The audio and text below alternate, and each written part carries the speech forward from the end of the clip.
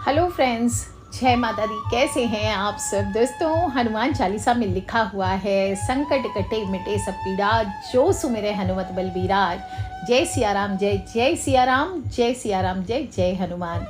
दोस्तों जी, ये अटल सत्य है, भूत पिशाच निकट नहीं आवे। महापीर जब नाम सुनावे और राम नाम की महिमा अपरंपार मानी जाती है, वैसे ही श्री हनुमान जी के नाम की महिमा भी अनंत फलदायी है। और मंगलवार के दिन अगर श्री प्रभु हनुमान जी का जन्म दिवस पड़ जाए तो सबसे पहले तो हम सब गाते हैं, आज मंगलवार है, बालाजी का वार है, सच्चे मन से जो कोई ध्यावे उसका बेड़ा पार है। और दोस्तों, श्री हनुमान जी का प्राकट्य दिवस है, हर जगह खुशियां मनाई जाएगी। और इस दिन अगर आप भी भगवान श्री हनुमान जी की आराधना सच्चे दिल से करेंगे तो आपके लिए भी जबरदस्त फलदायी रहने वाला है। इस साल हनुमान जयंती मंगलवारी हनुमान जयंती है, चैती पूनम है, चैत्र पूर्णिमा का दिन है और 23 अप्रैल को मनाई जा रही है।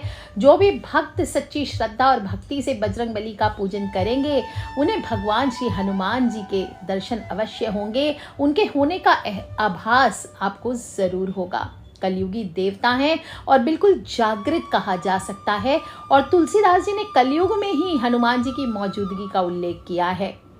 आज भी कलयुग में ऐसे स्थान हैं जैसे घाटा, मेहंदीपुर, बालाजी आदि, जहाँ पर हनुमान जी की आकृति अपने आप चट्टानों पर उभर कर आती है और सभी लोग मेहंदीपुर बालाजी में साक्षात श्री हनुमान जी की पूजा करते हैं। हनुमान जी महारुद्र यानी कि शिव जी के अवतार माने गए हैं, क्योंकि राम भक्त हनुमान की माता अंजनी ने भगवान शिव की घोर तपस्या की थी, उन्हें पुत्र के रूप में प्राप्त करने का वर मांगा था। और तब भगवान शिव जी ने पवन देव के रूप में अपनी रौद्र शक्ति का अंश यज्ञ कुंड में स्थापित किया। वही शक्ति अंजनी के गर्भ में प्रविष्ट हुई थी और चैत्र माह के शुक्ल पक्ष की पूर्णिमा तिथि को हनुमान जी का जन्म हुआ था। दोस्तों, हनुमान जी का पूजन करने से आपके मार्ग में आ रही बाधाएं दूर होती है, भाग्य का साथ मिलने लगता है। और इस बार हनुमान जयंती बड़े ही शुभ मुहूर्त, शुभ योगों में आई है। 23 अप्रैल को सुबह 3:25 पर पूर्णिमा तिथि का प्रारंभ हो रहा है, जो कि 24 अप्रैल को सुबह 5:18 तक रहने वाला है। तो और किसी दिन होने का सवाल ही नहीं उठता। 23 अप्रैल को ही मनाना है मंगलवारी चैत्र पूनम और हनुमान जयंती।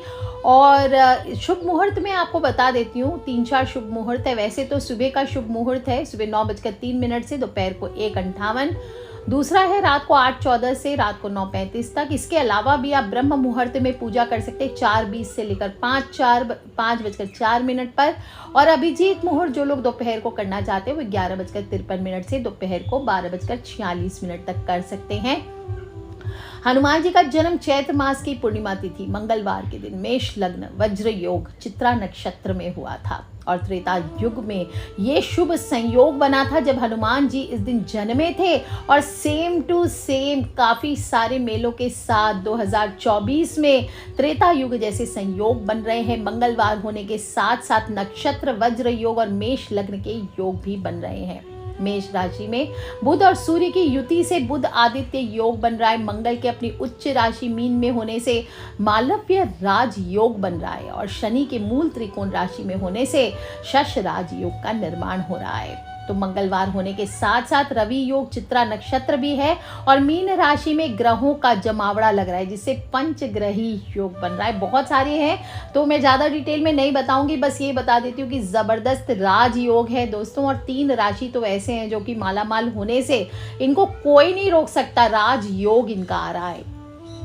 वैसे वज्र योग 23 अप्रैल को सुबह से लेकर 24 अप्रैल को सुबह 4:57 तक एक जबरदस्त है। और चित्रा नक्षत्र सुबह से लेकर रात को 10:32 तक है।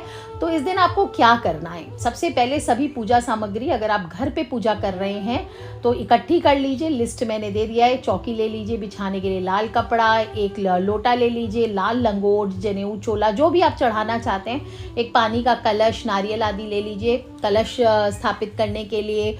पंचामृत अगर मूर्ति है आपके पास हनुमान जी की तो उनको स्नान कराने के लिए पंचामृत आदि रख लीजिए, नहीं तो ऐसे ही कटोरी में रख करके पंचामृत, तुलसी डाल के भोग लगाइए। गंगा जल, चंदन चढ़ाया जाता है, ऑरेंज वाला सिंदूर चढ़ाया जाता है, चमेली के तेल में मिक्स करके चोला चढ़ाया जाता है, गुलाब के फूलों की माला, लाल गुड़हल के फूलों की माला, चमेली के फूल, इत्र, केवड़े का इत्र चढ़ाना चाहिए। और नारियल ले लीजिए, केला या कोई भी फ्रूट्स आप ले सकते हैं, चूरमा बना सकते हैं। यूजुअली राजस्थान के जो लोग हैं वो चूरमा इस दिन बनाते हैं। पान का बीड़ा इस दिन अर्पित करना चाहिए। धूप दीप अगरबत्ती, तुलसी पत्र, पूजा थाली, जो भी आपकी पूजा सामग्री सभी एकत्रित कर लीजिए।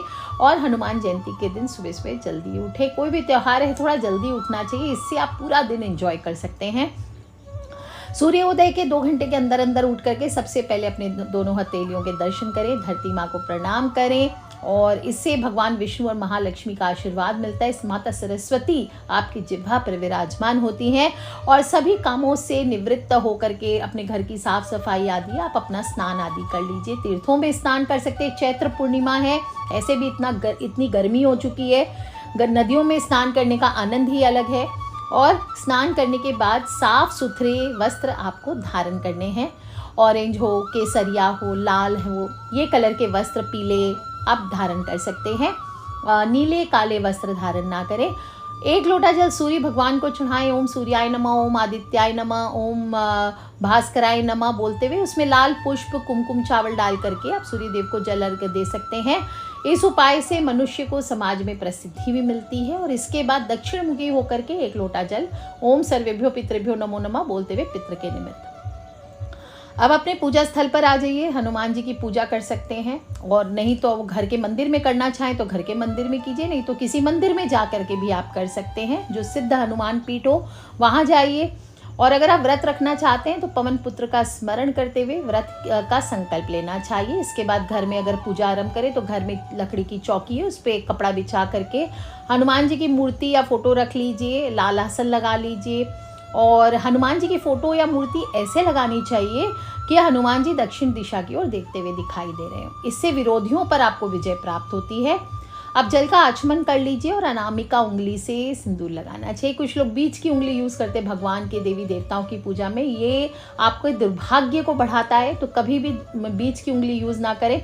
हमेशा अनामिका उंगली से यानी रिंग फिंगर से आपको भगवान की सारी पूजा करनी चाहिए। चमेली का तेल हो, गुलाब हो, लाल फूल हो, जो भी चढ़ाना चाहते वो चढ़ाइए। जनेऊ चढ़ाइए, चंदन चढ़ाइए, लाल लंगोट आदि आपने मंगाया है तो वो चढ़ाइए। और एक रुई में इत्र लगा करके दाहिने कंधे पर आपको चढ़ाना चाहिए, या ऐसे ही आप इत्र दाहिने कंधे पर छिड़क सकते हैं। भोग में बूंदी के लड्डू, बेसन के लड्डू, चूरमा, दाल जो आपने बनाया है, रोट, मीठी रोट आदि उनको भोग चढ़ा सकते हैं। कुछ नहीं हो तो गुड़ और भीगे चने की दाल भी आप अपनी श्रद्धा के अनुसार, बस तुलसी दल अवश्य डालें, ये आप चढ़ाएं। पान का बीड़ा बनवा कर चढ़ा सकते हैं, तो इससे हनुमान जी बहुत प्रसन्न होते हैं। अपनी मनोकामना बोलते हुए पान का बीड़ा आप इस दिन भोग लगाइए। इसके बाद सभी को प्रसाद स्वरूप बांट दीजिए। और जल चढ़ाने के बाद शुद्ध घी या चमेली के तेल का दीपक आपको जलाना चाहिए। अगरबत्ती जलाइए, धूप दीप जला करके, और इसके बाद आप एक हनुमान चालीसा का पाठ करें। ओम हंग हनुमते नमः इस मंत्र का जाप कर सकते हैं। आज मैं आपको 5 मंत्र बता दे रही हूँ, जो आप 5 मंत्रों का जाप आप हनुमान जयंती पर कर सकते हैं। सबसे प्रथम है ओम हंग हनुमते नमः, बजरंग बली का चमत्कारी मंत्र है। वाणी से संबंधित कार्य में सफलता पाने के लिए किया जाता है। कोई वाद विवाद हो, न्यायालय हो, कोई भी कोर्ट कचहरी का काम हो, कोई काम में बाधा आ रही है, तो इस मंत्र को आप नियम पूर्वक ऐसे भी हर मंगलवार को कीजिए। अभी शुरू करके इस मंगलवार से 8 मंगलवार आप कर जाइए, आपके सभी कामों में विघ्न बाधा जो आ रही है दूर हो जाएगी। दूसरा मंत्र है चमत्कारी मंत्र है, अति चमत्कारी मंत्र है। ओम हंग हनुमते रुद्र आत्मकाय हुम फट। ओम हंग हनुमते रुद्र आत्मकाय हुम फट हनुमान जी का रुद्र मंत्र है। शत्रु हो, भय हो, अनिद्रा हो, जनहानि हो, कोई भी डर से छुटकारा पाने के लिए इस मंत्र का आप उपयोग कहीं भी कर सकते हैं। ओम हंग हनुमते नमः हो गया।